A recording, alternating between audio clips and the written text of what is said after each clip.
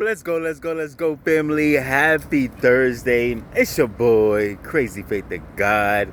You already know what time it is. About to drop some quick value for you guys today, right? Dropping some quick value for you guys today. So today's topic is actually going to be seeds. Watch out for the seeds that are being planted by the devil, right?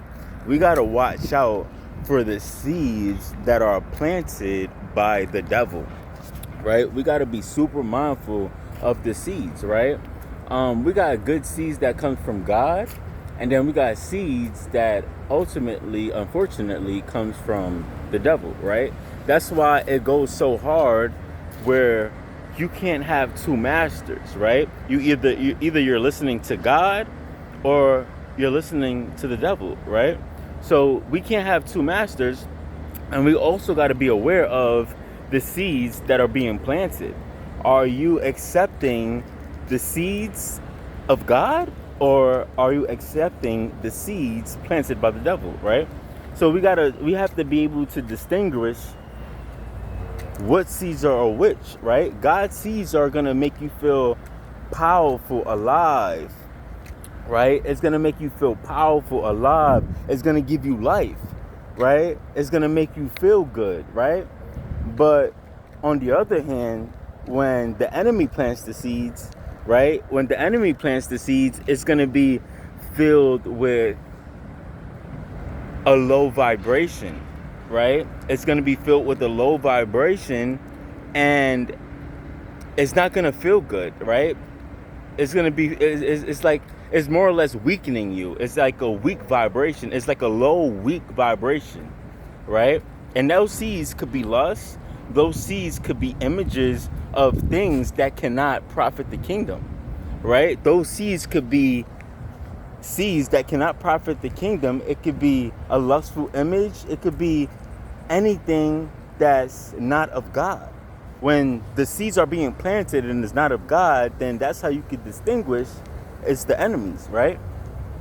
And I want to dive a little bit deeper on what happens when you accept the seeds planted by the devil, right? When you start to accept these seeds, what begins to happen is these seeds, these thoughts, right? The thoughts turn into seeds, right? And they start to grow, right? And once you accept one thought, a bunch more comes in, right? Once you start letting one thought in from the enemy, he sends a bunch of seeds, and then once you let those seeds in, right? Once you let those seeds into your mind, they turn into chains that wrap around your neck, right? It's like a spirit. You can't see it. It's a spiritual chain, right? You can feel it, right? It's chains that's being wrapped around your neck, and eventually, once he plants so many seeds, right, and that God leaves, right? God like pretty much steps away, like, oh, now you on that side, okay.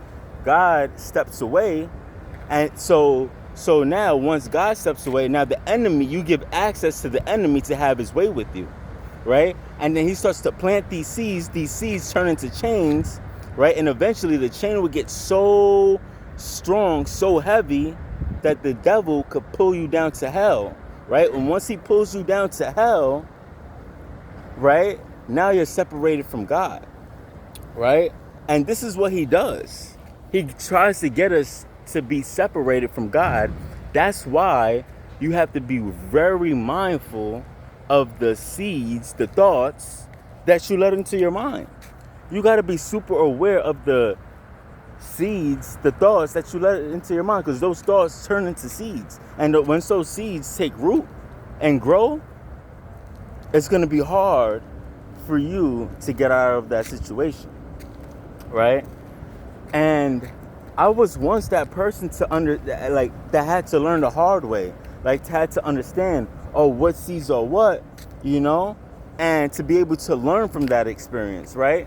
To be able to learn from that experience is a breakthrough, right? It's ultimately a breakthrough. Now I'm able to understand what seeds are what seeds are coming from God, and what seeds are coming from the enemy, right? And I encourage you guys to be aware of that, right? Be aware of how you feel when certain thoughts come into your mind, right? Are they pushing you closer to God, or are they taking you away from God, right? And you could tell by the vibration of the thought, right? You could tell if it's a high vibrational thought, or if it's a low vibrational thought, right?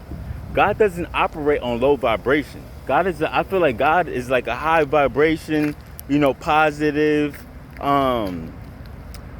positive, clean energy type of, God. So we want to be mindful of the negative thoughts that we are going to have, and we're going to have to replace them. We're going to have to replace them and defeat all lustful behavior, thinking, images that just doesn't add value, right? All of these images, they don't add value. They don't bring you closer to God, right? The thoughts that you're entertaining, are they adding value to your life, or are they not adding value to your life? Are these thoughts making you depressed?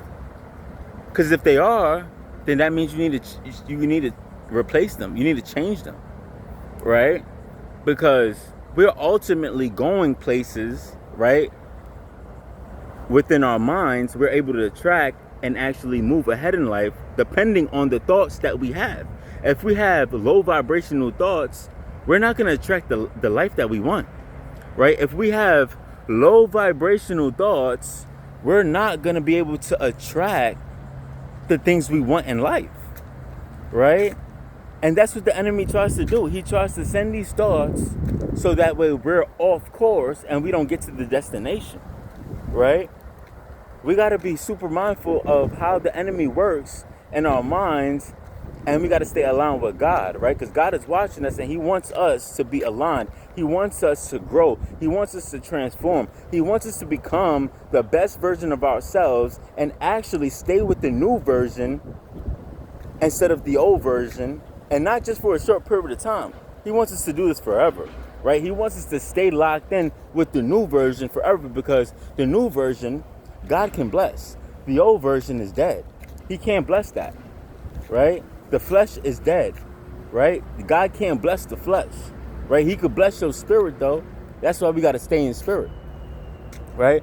That's why we got to stay in spirit. The moment you go from the flesh to the spirit, from the flesh to the spirit, right? He can't trust you. He hates that. He can't even trust you. He's like, I want to give you the keys to the kingdom, but you're going back and forth, back and forth. How can I trust you? So that's why we got to stay locked in, right, to the promises of God, because when we don't, we get hurt. And that's the honest truth. When we don't stay locked in with God, we get hurt, right? I encourage you guys to stay locked in, understand these thoughts, and actually transform your minds and take your life to another level, right? I'm going to leave you guys with this. If you guys don't start being more aware of the negative thoughts and seeds that are planted by the enemy, right?